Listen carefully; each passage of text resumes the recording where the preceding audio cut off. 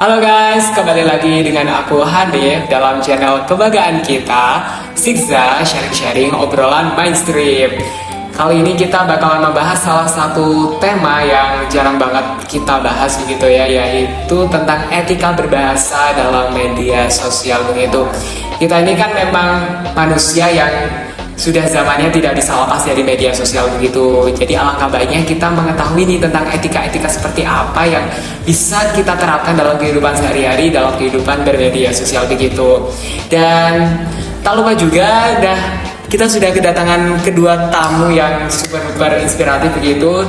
Dari pojok ya ada Kak Melda ya, beliau merupakan pengamat media sosial begitu. Beliau sudah aktif mengamati tentang media sosial sejak tahun 2017 begitu. Dan juga di samping aku juga udah ada Kak Jasmine ya, beliau merupakan salah seorang guru profesional di sebuah SMP di sebuah Jakarta gitu. Oke nih, kita bakalan sapa dulu kepada bintang tamu kita ini. Halo Kamelda. Halo. Gimana nih kabarnya nih? Alhamdulillah baik. Baik ya. Akhir-akhir ini sibuk ngapain sih Kamelda?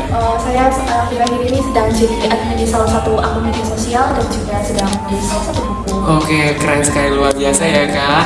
Oke nih, untuk Kak Jasmine, gimana nih kabarnya Kak Jasmine? Alhamdulillah baik. Baik ya, Alhamdulillah. Akhir-akhir ini nih sibuk ngapain nih? Ya, tentunya saya sibuk ngajar Ya, dengan anak-anak ngajar. yang begitu bandel menurut saya. Aduh. Tapi ya itu adalah penerus kita. Ya, macam-macam ya karakternya ya, harus kita hadapi begitu. Oke nih, kita kali ini bakalan sharing-sharing nih Kak tentang etika berbahasa dalam media sosial gitu. Kita kan memang setiap hari menggunakan media sosial, kita tidak bisa lepas dengan handphone ya, terutama ya kita bermedia sosial dengan siapa saja ya. Maka kita sebagai orang yang bermedia sosial, kita hendaknya tahu nih tentang etika-etika seperti apa nih dalam yang baik ya, terutama yang baik dalam bermedia sosial begitu. Tapi sebelum itu aku pengen tahu nih tanggapannya nih dari Kak Melda dulu nih. Menurut Kak Melda tanggapannya tentang komentar-komentar yang ada dalam media sosial zaman sekarang nih, menurut Kak Melda seperti apa sih? Kalau komentar-komentar yang buruk menurut saya itu sangat tidak etis ya, miris juga, apalagi bagi anak-anak remaja di era sekarang yang seharusnya itu dapat dijadikan pelajaran di kehidupan mereka, dan akan anak-anak, apalagi anak-anak kan akan menjadi generasi penerus kita kan, jadi sangat miris lah. Oke, ya kita melihat ya komentar-komentarnya itu udah banyak yang berbau-bau negatif gitu ya. Kalau menurut Kak Jasmine sendiri nih? Ya komentar yang ada di media sosial, saya juga pengamat juga karena saya juga berinteraksi kepada murid-murid saya tidak membatasi media sosial saya, mereka juga mengikuti saya pun juga mengikuti mereka. Beberapa hari yang lalu saya menemukan komentar yang saya lihat itu adalah murid saya.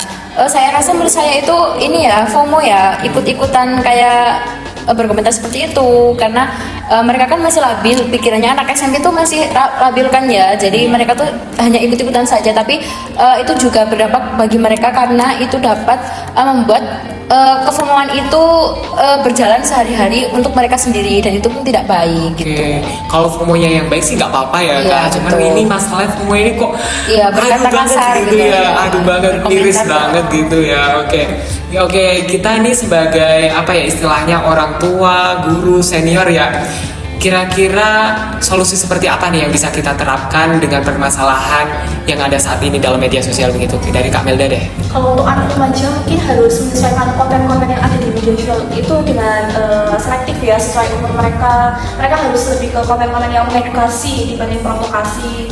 Lalu sebelum mengunggah sesuatu itu pastikan menggunakan bahasa yang benar. Ya seperti itu mungkin. Oke, kalau mengunggah sesuatu juga harus dipikirin dulu ya, kira-kira unggahannya itu berdampak seperti apa begitu ya. Kalau menurut Kak Jasmine sendiri solusinya nih? Saya sebagai guru, saya tentunya menasihati dan mengayomi murid-murid saya agar selalu bermedia sosial itu dengan baik dan bijak, karena saya juga pelajaran bahasa Indonesia, saya juga sering menggunakan media sosial, tetapi saya juga selalu mengontrol anak-anak itu selalu membuat konten itu yang edukasi begitu. Jadi mereka bisa belajar juga, bisa mengeksplorasi mereka gitu.